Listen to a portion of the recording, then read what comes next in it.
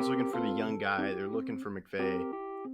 I think take a shot out Todd Bowles, get him a second shot at head coach, and see if you can do it. I don't think they will. If they don't have Anthony Davis, I'm saying it right now. If Anthony Davis is out for the playoffs, they don't make it out of the first round. It's crazy. And our kids will know how great Tom Brady is because he's going to be playing.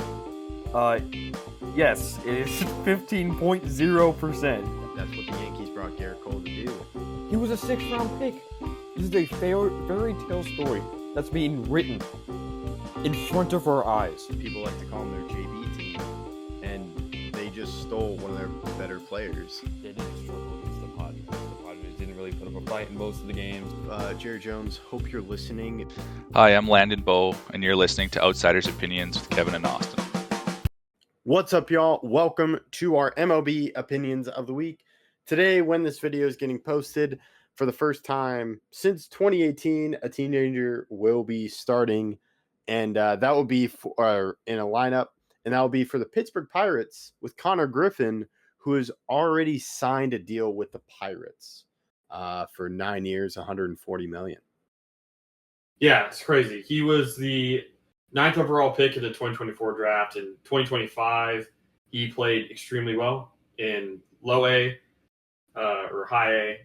He batted 338, or in low A, he batted 338. In high A, he batted 325. And in double A, he batted 337. And then in 5 games with their triple A in Indianapolis, he's batted 438.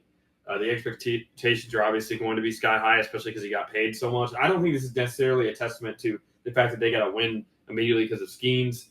I think he's just playing extremely well, and they want to get their best players up to the highest level as quickly as possible. Yes, and with the new MLB rules, if he stays up and does well, he could give them another pick as due to the prospect promotion rules. So I look at this too. He's a shortstop. Maybe he stays. He's, of course, hitting well. But you have Skeens, then Bubba Chandler is coming up as well, or is already up with the Pirates. Maybe Pittsburgh is starting to get good. Yeah, I definitely think it's a strong possibility, especially because of the young guys that they've been able to build. It still sucks that they lost a guy, a mentor like Andrew McCutchen, but I thought they made a really good trade earlier this offseason, getting Jake Mangum and Brandon Lau. Both of them have played very well. Lau especially has really, after coming off a good season last year where he had over 30 homers, this year he's really been very productive for them, and he's already hit 3 homers to start this season. I know that the Pirates have not had necessarily the greatest start to the year. They're 3-3, but that's not bad. They have this 10th best OPS. They had the most home runs hit of any team, and O'Neal Cruz that started off the year kind of disappointing has really come onto the show. He also has 3 home runs, is batting over 300. Him and Brandon Lau have really been very good this year. Sure, there's some guys that they still want to see play better, especially Marcell Ozuna. Ozuna's only has 1 hit in 20 at-bats, but Ryan O'Hearn in his first year with the team has been very good. I mean, they have a lot of hitters that have really played well, and I think by adding a good rookie potentially to this lineup, I mean, they're going to have a chance to be pretty good this year if they keep it up. Yeah, I'm looking at this lineup, and Ryan O'Hearn with the Orioles had moments, and well, I mean, last year he was an all-star. Yeah, that's true.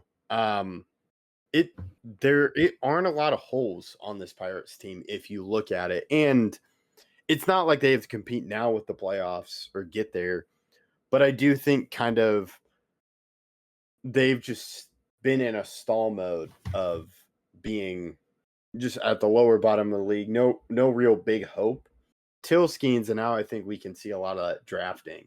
A lot of guys they've drafted. You mentioned Konnor Griffin was drafted a few years ago. Bubba Chandler was the same way. Signing free agents like O'Hearn, Ozuna really helps them making trades for Brandon Lowe. To me, there's bringing some excitement to where there's actually some interest in the Pirates. Yeah, like you said, Lau has been very good. One of their only holds is Jared Triolo, who's been their shortstop this year. He's only batting 150. I think that's also part of the reason why they're calling up Konnor Griffin, because that's been one of their worst hitting sides. But their pitching has actually surprisingly been the reason why they haven't had a better record this far this season. They've given up the 12th most runs.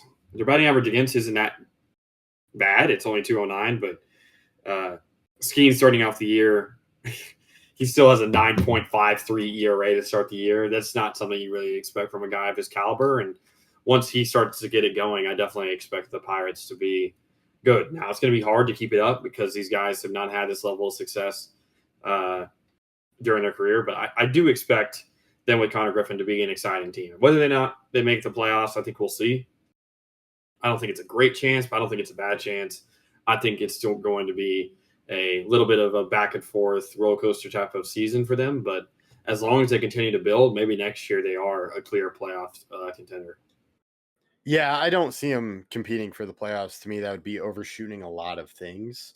But I see this as a build up to next year where they're competing for the playoffs. And they have Skeens, Chandler. Maybe they go out and sign someone. Doesn't have to be a massive free agent deal, but just be someone that they can add to the roster, maybe third base, because that's been a hole. They traded Ke'Bryan Hayes, so that could be a hole for them, and maybe a prospect comes up. But I really like the idea of them bringing up Konnor Griffin, just seeing what it looks like, and then giving him that contract because he's locked in for now. We've seen it with the Athletics. Yes, we're not doing too well right now, but the idea of that future being secure with all those guys that are good. If Konnor Griffin has a fantastic year, you have him for the next 8 years, which in Pittsburgh, you can't really say a lot about that. It does think McCutcheon. I will say that doesn't guarantee them not trading him away, though. It doesn't, but if you're good, it guarantees that they've already paid him, so he's on the roster. Yes, they could trade him, but if you're good, you don't have to. Like if you go to the Athletics when it was Simeon, Chapman, and Olsen, they were good, but when it came time to pay, the Athletics cheaped out and didn't want to pay him. This prevents that from happening with Konnor Griffin and the other guys they build around. True, but I can still see a scenario where they try to get off these guys so they don't have to pay them after that point.